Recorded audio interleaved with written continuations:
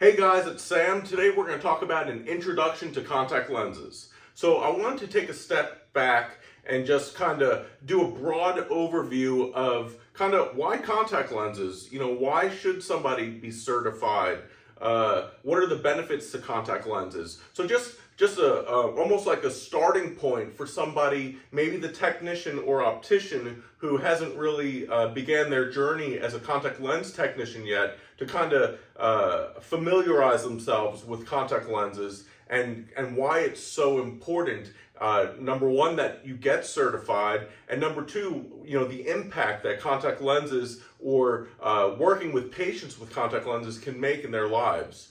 In America, there are 45 million Americans that wear contact lenses. That is a huge percentage of the population, and it's a segment that's actually growing. So contact lenses, they're definitely here to stay. It's not a fad, and the technology, starting in 1600s and then the 1800s, we had major advancements. But really from the 1970s and the advent of soft lenses, the technology just like with everything else with technology has just been exploding. So we're really seeing a lot of exciting advancements in contact lenses, and healthier for the eyes, so much healthier for the patient's eyes. And different things like that, where it's going to be a big part of your eye care practice, for years to come. So definitely, advantageous to gain certification and to know as much as you can about contact lenses. One thing that's neat for the optician and the field of contact lenses is, this is merging the whole solving the patient's visual issue with the health aspect to eye care. And because with a contact lens, it's literally a piece of plastic that's going right on the cornea. So there's this other side to it, this other aspect that's more medical with contact lenses. So it's just really interesting, and you have to be a dedicated student because this is serious things what you're talking to your patients about. Contact lenses are regulated as a class 2 or class 3 medical device by the FDA. Class 3 is kind of like extended wear contact lenses that you wear overnight. It's in the same category as like a heart valve. This is a serious product. There's a misconception in the field. How many patients have come in thinking they don't even need a prescription for contact lenses, when the reality is, of course they do, because you're depriving the cornea of oxygen, and you could have a host of issues which we'll get into from wearing contact lenses. But the positive side is, if they're worn properly with proper instruction through an educated contact lens technician, it is a beautiful thing, and it's a freeing thing. Why do people wear contact lenses? What are the reasons somebody might wear contact lenses?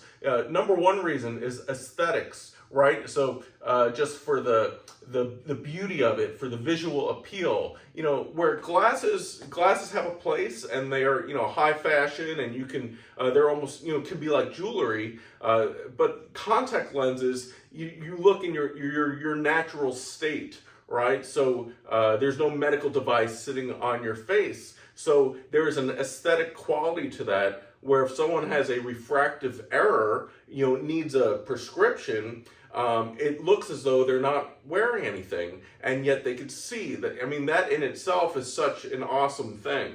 So we have the aesthetics. Then another reason would be just that they're not cumbersome, or for different sports and things like that, they're not getting in the way. There's no field of view restriction as there may be with eyeglasses. So different reasons that somebody might wear contacts. Aesthetically, they might find it more appealing. They're not getting in the way like an eyeglass frame might, visually or even just functionally getting in the way of things, or falling down or sliding down their nose if they're playing basketball or what have it. And then also, interestingly, visually.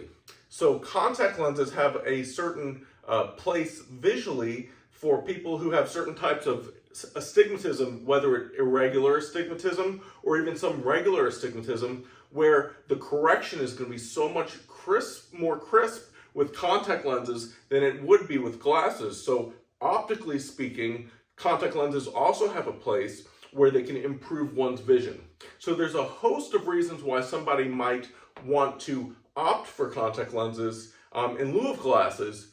I will say a side note is that patients should always have backup glasses, just because we don't want them to rely on contact lenses to a point where they're abusing them and overwearing them. So contact lenses have a large place in the eye care practice. So as a contact lens technician, you have to know so many different things, because you're not only concerned with their vision, but you're concerned with their anatomy, you're concerned with the material selection of the contact lens, you're concerned with the modality of wear. Is it a daily wear lens, extended wear for overnight, their wear schedule, you're concerned with fit and follow-up, with educating the patient on proper hygiene, on care solutions, storage, disinfection. There's so many different things. And then on top of that, you're also concerned with, do they have dry eyes? Do they have different ocular issues that might preclude them from contact lenses or exacerbate any issues with their eyes? So you really have to do a thorough pre-fit and evaluation of the patient too. So there's a lot with contact lenses, but that to say, it's super cool, and it's something that you could be proud of if you studied and learned it, and you could functionally use that information, because you can make a huge difference in your patients' lives. So anatomy. You have to know anatomy for the NCLE and to be a good contact lens technician. So pretty much with the NCLE, you're going to be concerned with the cornea, which is the clear front part of the eye. Typically, it's about plus 43 diopters of strength. And then the crystalline lens, which is about plus 17 diopters of strength. So these are your refractive medium of the eye. So that's why when you say the eye has about roughly plus 60 diopters of strength, the eye can only supply plus power, right? So the cornea, this clear front living tissue that allows light to pass through it, that is what the contact lens is sitting on. So we have to be so careful with the way we fit these contact lenses and the way it interacts with the cornea, because you can scar the cornea, which, if the stroma layer of the cornea is scarred, then you're going to have an opaque spot, and if that's in your line of sight, in your optical pathway, there's really nothing that can be done outside of transplant. So very serious issue. Contact lenses can increase the risk, or do increase the risk, for ulceration, which is essentially a hole in the cornea. So a lot of different issues related to cornea. But the crystalline lens is also foundational when we're talking about anatomy, because once we get into fitting soft lenses versus hard lenses, gas permeable or scleral, we need to know what type of astigmatism is present within the eye. So learning these refractive medium is going to be crucial, and knowing how to work with those refractive medium is going to be crucial to know what type of lens selection to go with. We talked about the cornea and the crystalline lens. Dry eyes or keratitis sicca is huge. Whether patients wear contact lenses or not, it's something that you're going to be dealing with, because that tear film is really the first optical surface. So when light enters through the eye, the first thing that light is going to touch is the tear film. And if that film isn't smooth and complete, then the light's going to hit splotchy, and you're not going to get a good refraction. So you want that tear film to be smooth and healthy. That way the light goes through it as if it's, as if it's the cornea, as if it's just an extension of the cornea. You want it smooth. So the tear film doesn't necessarily add dioptric power to the eye, but if it's incomplete, then you're going to notice a visual difference. And that's why so many times if you're refracting a patient and they can't see, you tell them, please blink, blink, blink. And it will improve their vision because if that tear film isn't complete, that's going to affect the ocular outcome. So we do have to know about anatomy. For NCLE, you're really going to focus on the cornea, the crystalline lens. You're going to make sure you know the layers of the cornea from anterior to posterior, from front to back, which is epithelium, Bowman's, stroma, decimates, endothelium. You're going to want to know about different conditions of the eye and different, key terms like edema. Edema is a swelling, right? So, or hypoxia. Hypoxia is a lack of oxygen, which is something that for years was a huge issue with contact lenses because, again, it's a piece of plastic literally sitting on a living tissue, so it's preventing oxygen from reaching that tissue. So they used to have to, like with hard lenses, have to fenestrate or drill holes in the lens just to allow for that gas exchange. So hypoxia is another just key term that you're going to want to know. Neovascularization, neo or new vascularization, vessels. That's in contact lenses, we talk about neovascularization at the limbus. The limbus is where the cornea meets the sclera.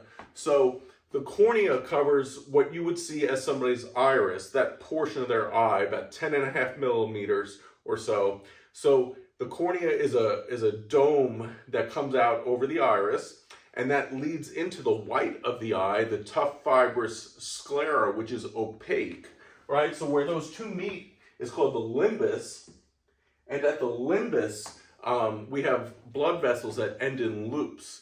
Well, when you wear contact lenses, sometimes if they're misfit, so if the prescriber doesn't fit them too tight, then you might get vessels trying to bleed into the cornea. Or if people are abusing the lenses and wearing them too long, you can get neovascularization. But really what that is vessels growing into the cornea, and it gets to be a real issue once those vessels impede one's line of sight, because if you can imagine, it looks like a shadow, or it just completely blocks vision where the vessels are. So just like a whole host of conditions, you're more likely to get different bacteria like Pseudomonas, and different things from like swimming in a lake. If you wear contact lenses, a lot of times the lens matrix itself will absorb water through like osmosis, and it's gonna attract bacteria more. So versus the patient who doesn't wear contact lenses, versus the patient who's wearing contact lenses and maybe decides to go against your advice and go swimming in a lake, they're going to be more likely to get some sort of a bacterial infection. Same goes with not regularly changing out their contact lens case. Those soft lenses will absorb different bacteria, and tap water is extremely dangerous to use with contact lenses. Why? It's because the water will actually impede the matrix of the soft lens, and tap water is not, free from organisms, and then they're going to exist on the surface of the eye, and it's just almost trapped on your cornea, and it's just asking for an infection. So as you can see, just to highlight the point, that there is a whole host of considerations with contact lenses. Whether it's material, right? Do you want a high decay lens or high oxygen permeability lens? But what are you going to give away in choosing that lens selection versus deposit resistance? Or you could do something with a high wetting angle, which is gonna let's actually go over wetting angle here. So wetting angle essentially is the angle made with a bead of water on the contact lens. So if water beads up like this, that is a high angle. Where if you did a droplet of water and it covered the lens better, if it spread out, it would create a lower angle. So a lower wetting angle is going to keep that lens more moist. So I know I'm kind of rambling essentially, but there's just so many different factors to consider. So the skilled contact lens technician is aware of all these things and is considering all these things, right?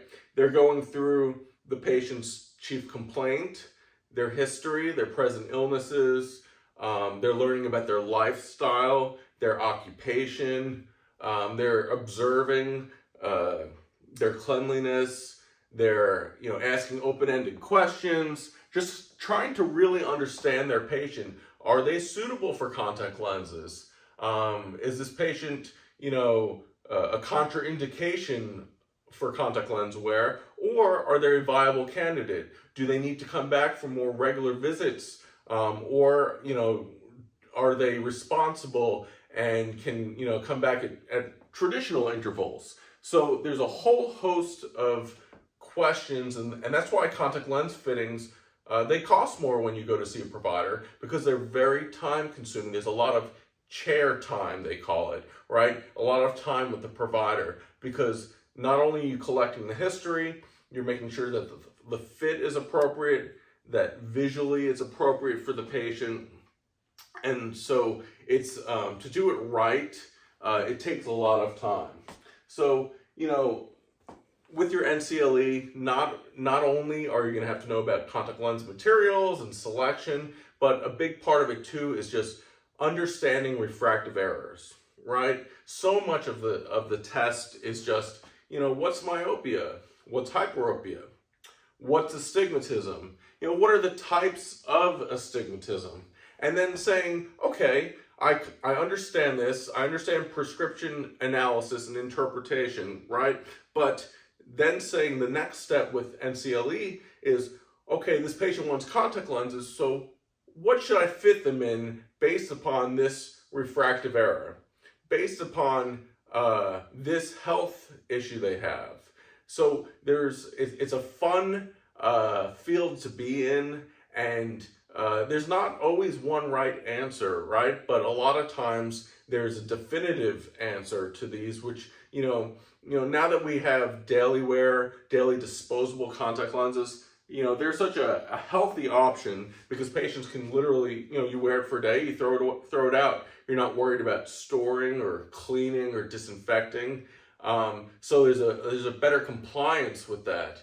But there's different gas permeable lenses or scleral lenses that will give someone the best optics, to where that trade-off, they may see okay with a soft lens, but optically you can get them in a scleral lens and they're going to see 10 times sharper. So it's actually might be worth it to put them in that scleral lens and do the more difficult fitting. A lot of professional athletes wear scleral contact lenses because it's a hard material and you get sharper optics from it, and because it's such a large diameter, and they call them scleral lenses because they rest on the white of the eye, the sclera, because they're large. But because it's such a large diameter, that just gives great optics, and if they're fit properly, are super comfortable, because you don't have much lid interaction, because